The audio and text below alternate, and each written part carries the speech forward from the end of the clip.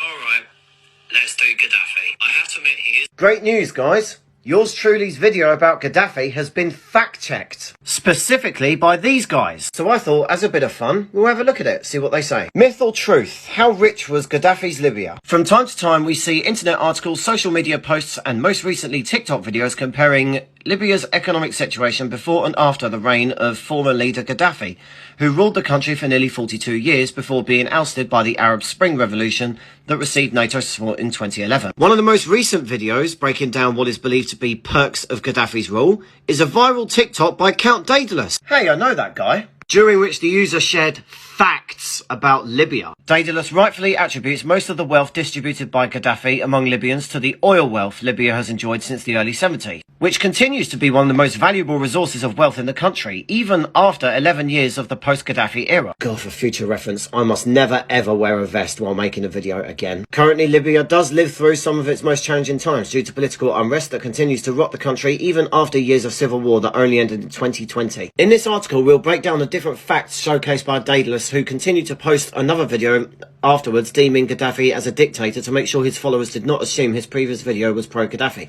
That's not true. I did it because people were telling me to stop calling him a dictator, he was a leader. I was making the point that it's not like he was winning multi-party free and fair elections. He could be the best head of state the world has ever seen. He'd still be a dictator. You can get benevolent dictators, they're not all going to be Joseph Stalin. Count Daedalus, who jokingly called Gaddafi the most stylish dictator, may have gotten a few things right, but we took the facts he mentioned and inquired further about them from a number of Libyans who lived under his rule. Oh, this is going to be interesting. Yeah, I'd just like to add very quickly about the style thing, because some people took my response to his choice of clothing the wrong way. I was not mocking the man, because I actually do respect his sense of style. He was a Pan-Africanist after all, and he did incorporate various African cultures into his look. What I found funny, the look on this man's face, he is clearly trying not to laugh. And I absolutely rate how he chooses to incorporate some of the garments and styles from his region of the world into how he looks on the world stage, as opposed to the standard Western politician look which a lot of other African leaders have adopted, where they just dress in suits and ties. If I ever make a dictator top trumps one day, Gaddafi will be one of the top trumps when it comes to style and drip. And now that I've cleared that up, back to the fact checking. For years, Gaddafi made drastic changes to the lives of different generations of Libyans, such as building a largely socialist economy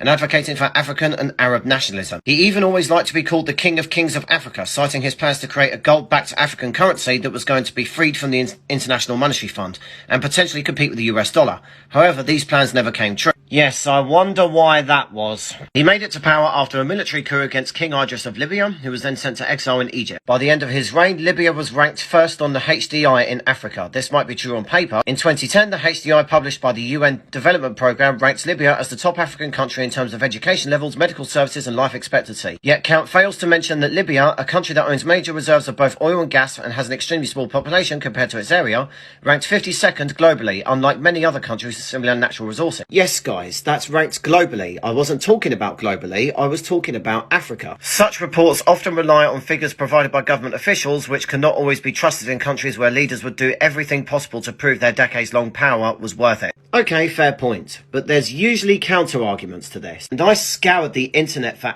ages trying to find things that countered this, and I couldn't find anything. Most I could find were mainstream media smear pieces at the time saying that Libya was a hellscape. The same sources which would then justify the invasion of Syria. Also, a surprising number of Libyans and non-Libyans want Gaddafi back, so that's kind of an indicator. No energy bills at all. According to many Libyans, this is true. Electricity was largely granted to everyone in the oil-rich country for little to no charge at all. Interest-free bank loans. This is another true fact mentioned by Count Daedalus. State-owned Libyan banks were offering loans with 0% interest, particularly to Libyan youth so that they could buy houses, cars or get married. It's also because interest is haram. Housing was a human right, as with any socialist regime. I suppose it comes down to whatever you consider to be decent housing. Libya granted every Libyan adult to own a house. This seems to be true and has been confirmed by 3 different individuals. Scored another one. However, one point missed by Count Daedalus and other online people is that to apply this rule, Gaddafi forcibly granted tenants the houses they were renting at the time, depriving original owners of properties that they had developed, saved money or built or purchased. Okay, that's true. I concede that. Those houses were originally someone else's property. I concede. One of the Libyans we interviewed, who prefers to stay anonymous, talked to I can't pronounce that, about the right to occupancy issued by Gaddafi's regime, which states that a house belongs to its resident. The person explained that his rule caused major financial losses to their family as they lost houses they were renting while they were forced to spend decades in the small house they resided in at the time the law was passed. It's also true the former Libyan leader had his own tent for decades, which he hosted international guests, including officials and heads of state, and moved to other countries during his travels.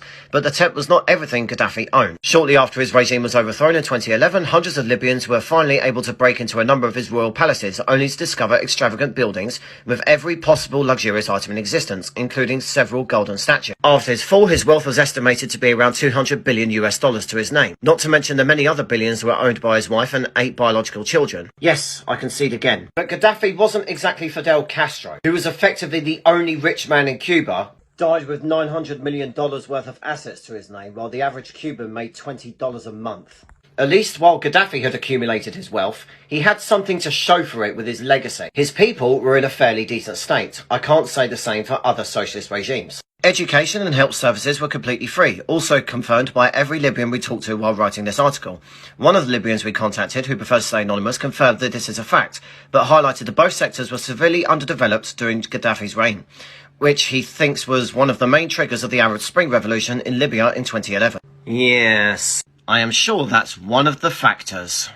Encouraging farming. According to two of the sources we contacted, Libyan governments under Gaddafi had long encouraged farming practices across the country, offering massive areas of land, as well as needed equipment, seeds and livestock for free aspiring farmers. I've just had a thought. Blimey, that's very anti-World Economic Forum 2023 net zero policy, isn't it? Honestly, if Gaddafi survived 2011, the World Economic Forum and the United Nations would be trying to remove him to try and save the planet. He's also credited for the Great Man-Made River, which consisted of the world's largest irrigation system, built between 1984 and 2002, meant to provide fresh water for all Libyan cities. This project is believed to have cost around 30 billion and was established in cooperation with companies from Korea, Japan, Turkey, Germany, Philippines and the United Kingdom. Despite the lack of official reports, the outcome of the project, many Libyan experts point to the major cases of corruption that accompanied the project over the years. Corruption is estimated to have costed the project an additional 10 billion. They also note the Great Man-Made River posed a critical environmental and social challenge, particularly in the south of Libya, where groundwater wells were destroyed, killing different species and eventually resulting in displacing remote communities that lived in the south of Libya. And the last point, and as I said, I really struggled with this one, Gaddafi did not kill many people in comparison to countries with similar populations, such as, Pol Pot. Accounts claim that Gaddafi did not kill many people in Libya, saying he was crazy, but not to the point where he becomes a danger to the population. He did not exactly send hundreds of millions of his people to the chambers. While the world still debates the exact number of people who were killed in the first few months of the Libyan revolution against Colonel Gaddafi in 2011, the minimum figure is estimated to be 2,500 individuals, while the maximum is around 25,000. Both numbers constitute the major loss of human life, especially knowing that Libya's population in 2011 was only near 6.2 million people. Yeah, that's the revolution. I was kind of looking at political persecutions while he was in power. If we were to look prior to the 2011 revolution, Gaddafi was greatly feared by his people for a number of terrifying incidents in which he killed political opponents and critics over the years.